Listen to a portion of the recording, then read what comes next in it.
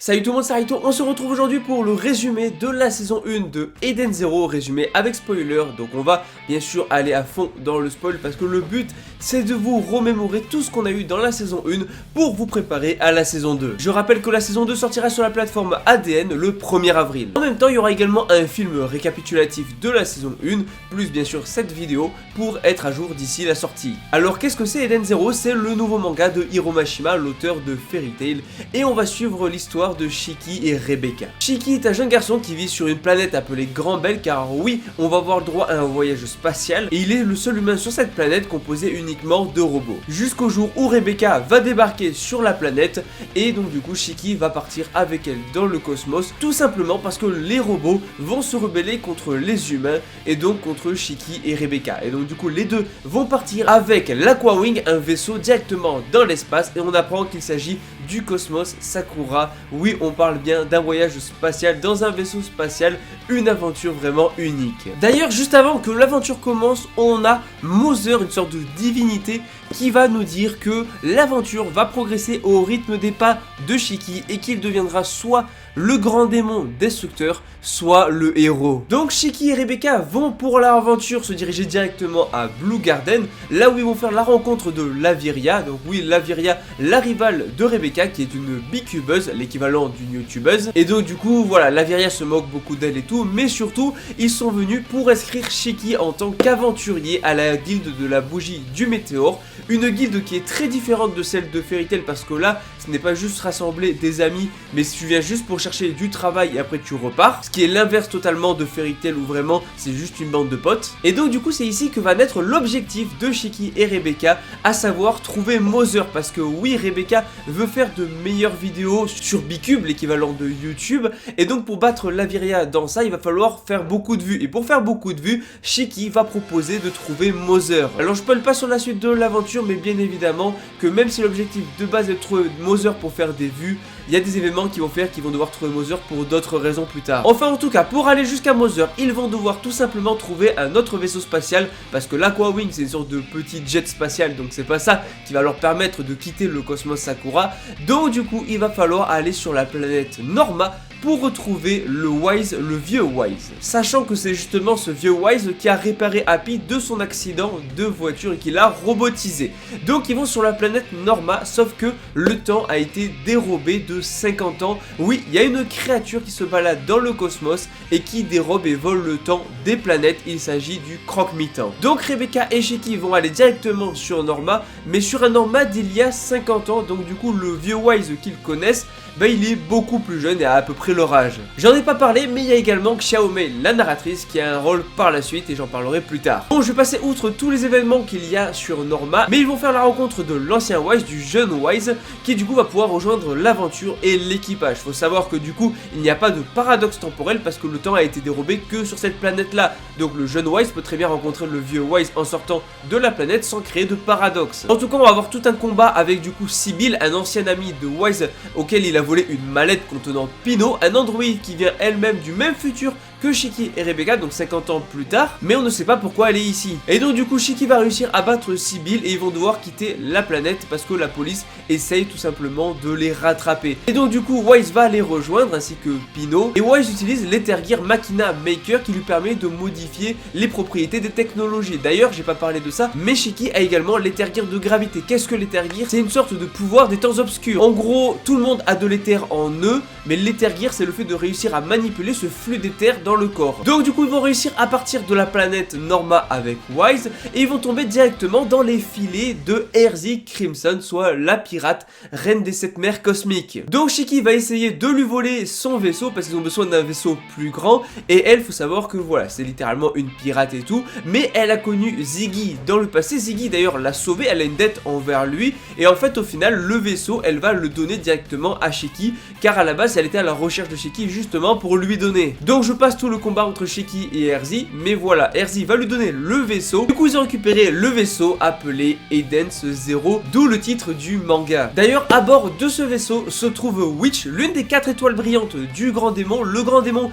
étant le grand-père de Shiki qui est mort il y a pas mal d'années, et on a tout simplement Witch, l'une des étoiles, et elle nous apprend pas mal de choses. Oui, pour sortir de Cosmos Sakura il faudra franchir Dragonfall, un mur de dragon, et pour ça il faudra avoir les 4 étoiles brillantes, donc il en manque 3 autres, Armith, Sister et Valkyrie. Donc ils vont essayer de retrouver les étoiles brillantes pour partir du cosmos et ils vont retourner à Blue Garden. Et c'est justement à Blue Garden que Rebecca va se faire enlever et emmener directement sur Gilst. C'est également là que Shiki va faire la rencontre de Jin, l'un des mercenaires de Rogue Out. Et donc du coup c'est également à ce moment que Homura va rejoindre l'équipage grâce à Wise qui va la ramener directement au vaisseau. Ainsi va commencer l'arc Gilst où là du coup ça va être le sauvetage de Rebecca, le combat contre Illega. On va donc du coup découvrir la fausse Sister mais également la vraie Sister qui était enfermée depuis des années et la fausse Sister avait pris son pouvoir. Elle va être libérée d'ailleurs la vraie par Wise et Homura et donc du coup il va y avoir le combat contre Illega, le combat également contre Jin et donc du coup contre la fausse Sister.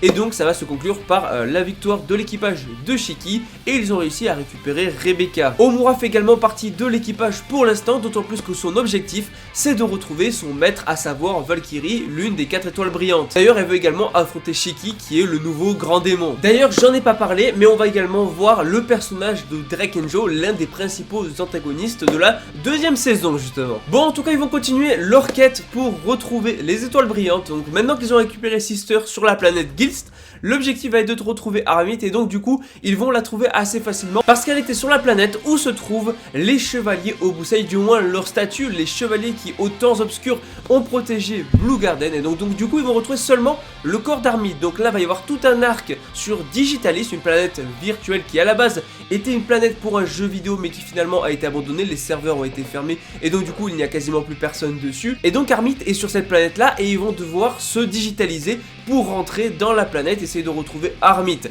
Je vais passer sur tout l'arc mais globalement on va voir le combat contre Jamirov, le principal antagoniste de l'arc qui est un compagnon de Drake and Joe justement. Et également on va voir l'apparition de Amira, un membre du GIA sur les agents galactiques qui justement s'était fait passer pour Homura durant tout l'arc. Donc tout le combat va s'en suivre et donc du coup ils vont essayer de ramener Armith à bord du vaisseau et la sortir de Digitalis, bien sûr après avoir gagné leur combat contre Jamirov. Sauf que le truc c'est que Armith a été complètement trahi par les humains parce que oui, le professeur Muller l'avait recueilli et en fait il s'est servi d'elle pour créer un canon permettant de détruire une planète, surtout composée d'androïdes, et d'anéantir en même temps tous les androïdes, ce qui est juste horrible. Donc à partir de là Armith a perdu son cœur et donc heureusement grâce à Shiki elle a pu retrouver la joie de vivre et de nouveau refaire confiance aux humains. Juste après ça ils vont aller rejoindre du coup Xiao Mei, la fameuse narratrice, pour avoir des informations sur Valkyrie et notamment où elle se trouve. Donc du coup là ils vont tomber sur Xiao Mei qui a un lien avec Mother et qui tient son pouvoir de divination de voir le futur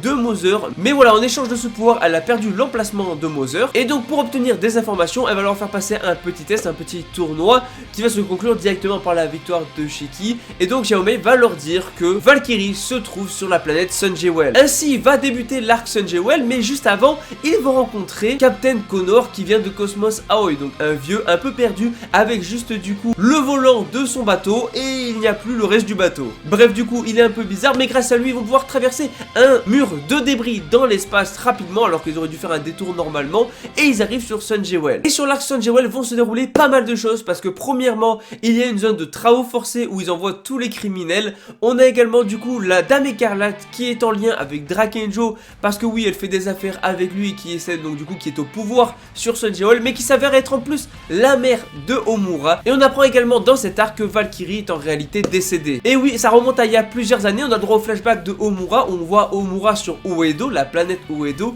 avec Valkyrie qui du coup va la recueillir et elle va partir à la recherche de sa mère à Homura et donc à la recherche de Kuronai Kogetsu alias la Dame Écarlate. Donc elle va finir à Sunjewel et elle va voir que la Dame Écarlate était retenue dans les zones de travaux forcés parce qu'elle avait énormément de dettes.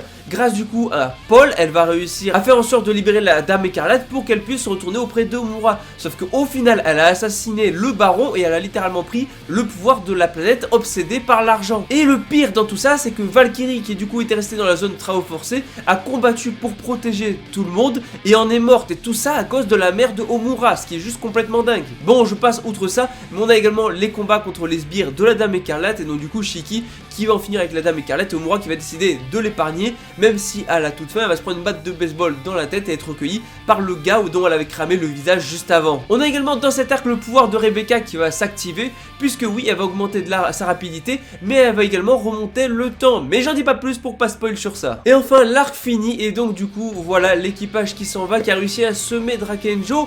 Et enfin, oui, vous vous en doutez, la saison 2, ça commencera directement sur l'arc Drakenjo, qui, je le dis d'ailleurs, est l'un des meilleurs arcs du manga, avec l'un des meilleurs antagonistes du manga même. Donc voilà, j'espère que ce petit résumé de la saison 1 vous a plu, j'espère que ça vous a permis de vous remémorer l'important de chaque arc et ce qui s'est passé globalement, parce que voilà, on a quand même une grosse aventure qui a eu quand même 24 ou 25 épisodes pour sa première saison. Apparemment la saison 2 en fera 25 aussi, ce qui devrait adapter l'arc Drakenjo mais également la suite, et je vous le dis, c'est du très lourd. En tout cas, n'oubliez pas, c'est disponible sur ADN dès le 1er avril, ça va être incroyable, on va vivre l'aventure, ça va être juste magique. En tout cas, dis-moi en commentaire ce que tu as pensé de la saison 1, n'hésite pas à me dire si tu es hypé pour la saison 2, parce que si tu es animé only, je sais que tu vas adorer, et j'espère que cette vidéo t'a servi au moins pour te remémorer tout ce qui était important à savoir pour la saison 2. Bref, je te dis à la prochaine, allez, ciao tout le monde.